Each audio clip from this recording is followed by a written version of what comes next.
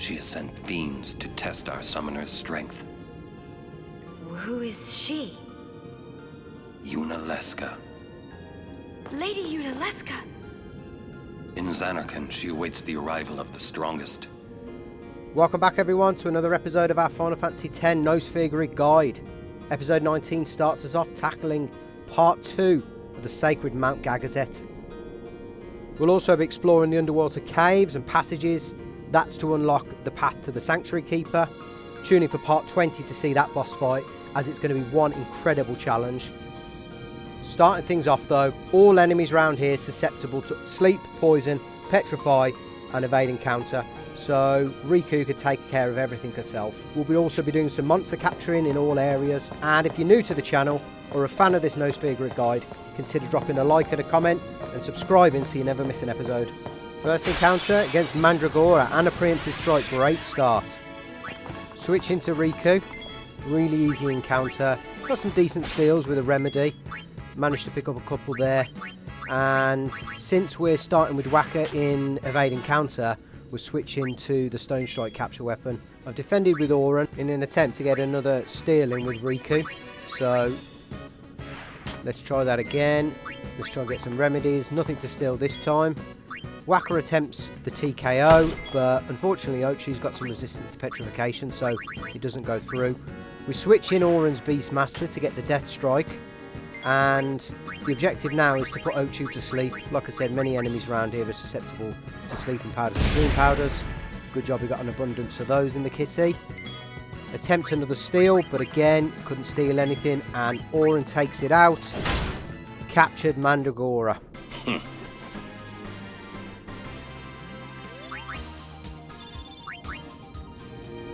Always remember to move Tidus in front and Rikku to the back.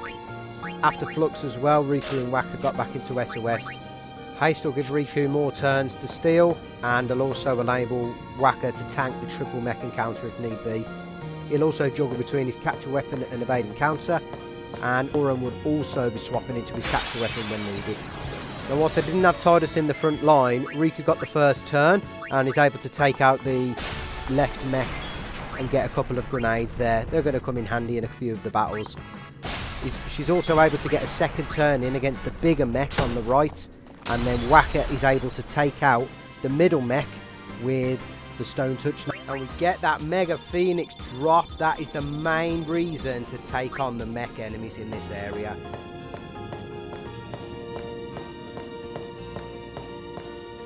Evade encounter makes this area very easy, and the only thing that could cause we got an a job issue to do, is an yeah? ambush. If you've got initiative If anything weapon, should happen in the water, I suggest you we're equip it relying here. on you three. I went for the capture and Stonestrike with gets Wakka, but dangerous, later pull I out quick. realised I had an initiative weapon Right. and should have equipped it in this Be section. careful, If okay? you're still allowing yourself to escape, Tidus with the first strike is your best friend in this section. Other than that, Rikku and evade encounter will save you in every single battle, as well as petrify grenades. So make sure you've got enough of those stocked up in your inventory.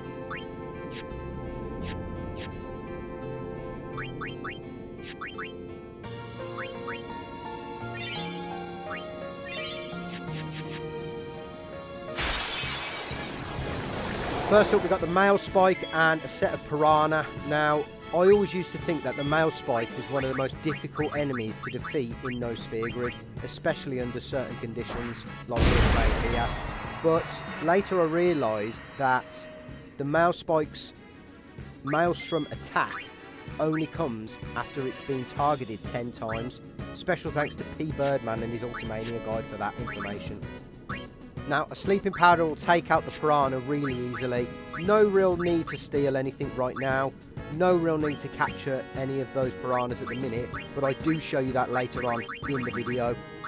What I was struggling with was how to take these Male Spikes out efficiently, and considering I've only got 7 Petrify grenades, this posed quite a challenge. Now, although I use a Petrify grenade in this battle, Wakka's Stonestrike weapon with the capture ability is probably the second best option you've got. In place of an initiative weapon, it allows them to take these Male Spikes out in one shot. The other good thing about taking on these Male Spikes is the drops. This stuff won't come in handy right now, but it will do later on in the game. Now, for one reason or another, I switched into the evade encounter. you'll see after the trials it does come in handy, but you'll also see that the Stonestrike capture weapon is far superior. So if you haven't got an initiative weapon, I suggest you go for the TKO with Stone Touch or any equipment that you've got with Stonestrike. I'm not going to tell you how many times it took me to get the trials, but we got the level 1 key sphere and we move on. Now this fight may seem like a problem even if you get an ambush, but by the time the monsters get their magical attacks off, Rikku would have had a turn to take them out or nullify them. The easiest thing to do here is to sleeping powder the Akalos, and that puts them both to sleep, so they're taken care of.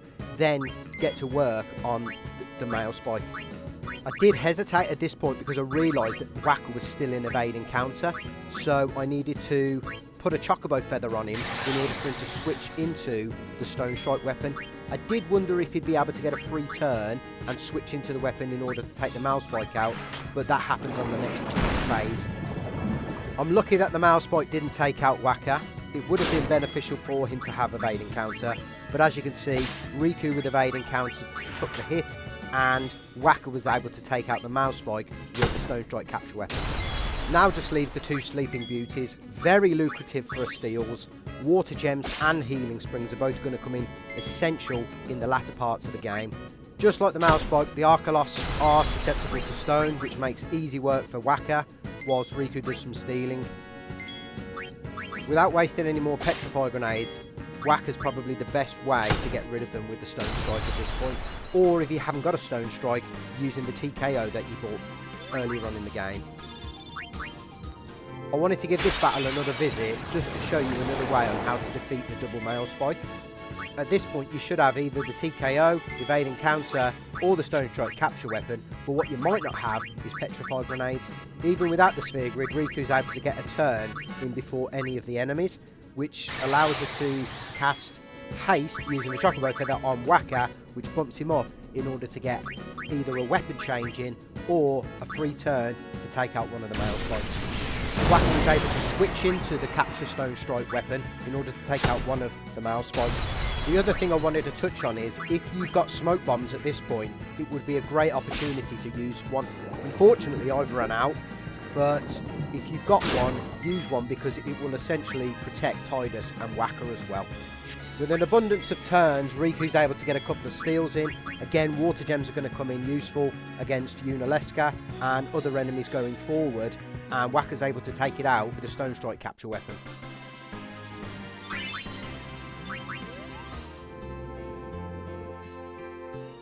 With Trials 1 done, it's off to do Trials 2 of Mount Gagazet. Most important when you get out of the water is to switch your formation back and make sure Rikku's on the back line, because you will start with Tidus, Wakka and Rikku as the front three, and if that was the case in this battle, we would have likely have got a game over, especially if it was an ambush. Off screen, Rikku and Wakka were put back into SOS. That's going to help with their elemental and SOS haste. Rikku's able to put both to sleep with a sleeping powder, and Wakka's got the Stonestrike to take out one of the enemies. Rikku getting some steals in there, which are going to come in absolutely essential against Lady Nulshock. And if you're not restricting yourself on customizable equipment, Musks are going to be able to give you Confuse Ward or Proof, and will be essential in rounds 2 and 3 of that fight.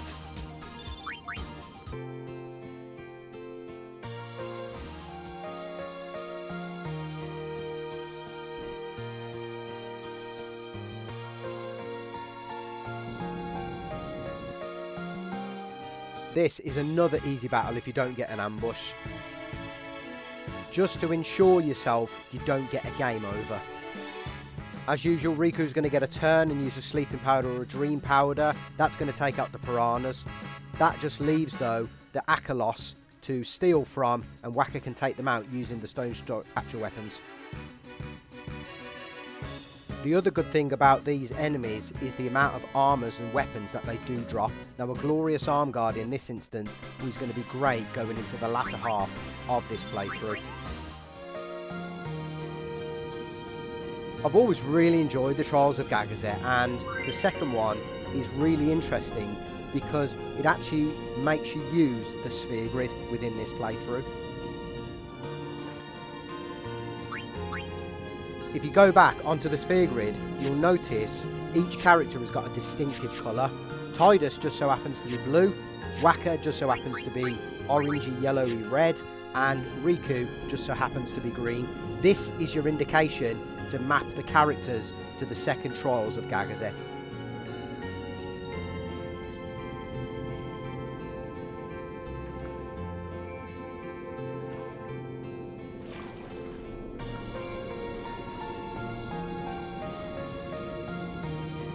Now, for your efforts, you are rewarded with a fortune sphere, which at the moment isn't going to come in handy, but it will come in handy later on in the game when we start powering up our Aeons for the tougher bosses and super bosses.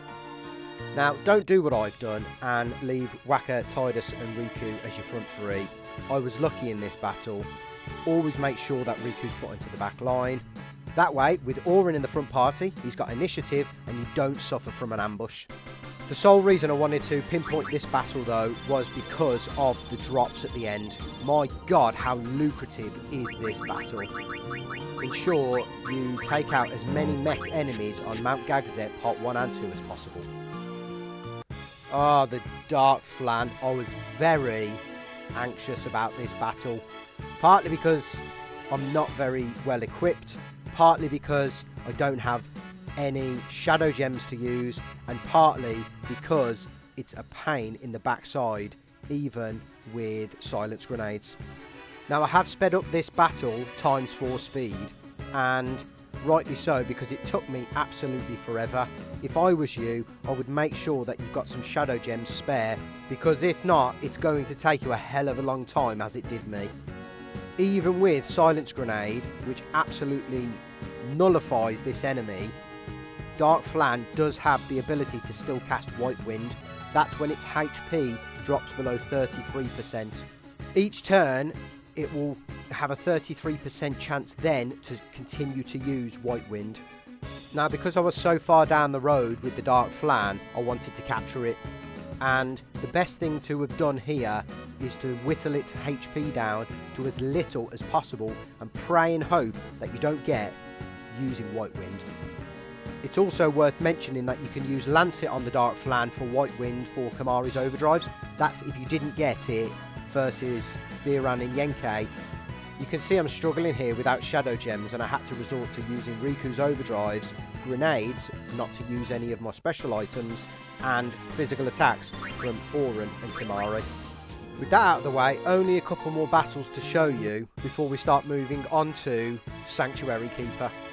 With the right setup and Tidus in the front line into Rikku, the double Bashora battle does not pose any threat. We will have encountered these on Mount Gagazet Part 1, so it's about using the same strat as we did there. Putting them to sleep completely nullifies these enemies and allows us to take them out with Wakka's capture weapon. Now, if you find yourself in a position without the TKO or a Stonestrike weapon, Rikku using fire gems is a very efficient way to drop these Bashora's health down. What we do have to worry about though is if Wakka can't take it out with the Stonestrike, because the Bashora does have some resistance, as we experienced in Mount Gagazet Part 1. What that also means is the double hand attack does get through a vein encounter, so do watch out for that.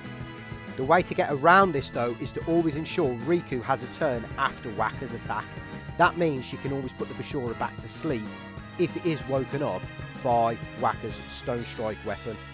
The other thing to call out is if the Bashora is going to use its double punch attack that gets through evade encounter, it will take a turn to charge up. This should ensure you always get a turn with Rikku in order to put it back to sleep. Ideally in this scenario, I should have used a sleeping powder and then chipped away at its health and then took it out with either Auron or Wakka with the capture weapons.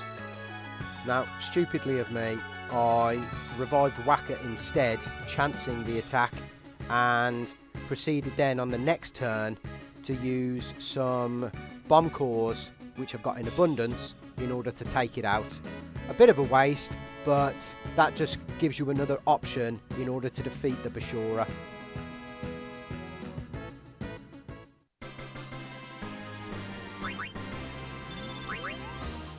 Now Trials Part 1 and 2 are done, it's time to head up towards the Sanctuary Keeper for what should be a very challenging boss fight. Mount Gagazet is always an interesting and challenging part of this No Sphere Grid run, so I hope this guide has proved useful in your efforts with your own playthrough.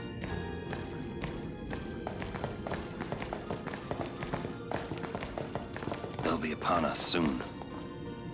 She has sent fiends to test our summoner's strength. Who is she? Nulshock.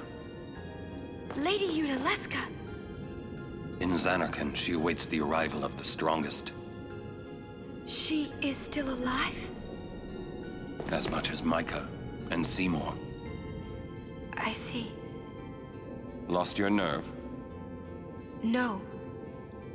Nothing frightens me now. Braska would be proud. Then, I must not let him down.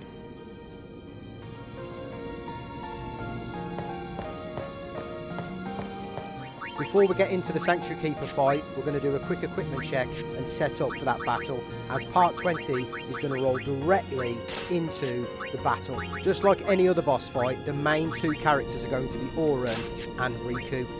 It's essential that Auron has at least a plus 10% armour, whatever weapon of your choosing, as this will allow Auron to tank Sanctuary Keeper's opening move.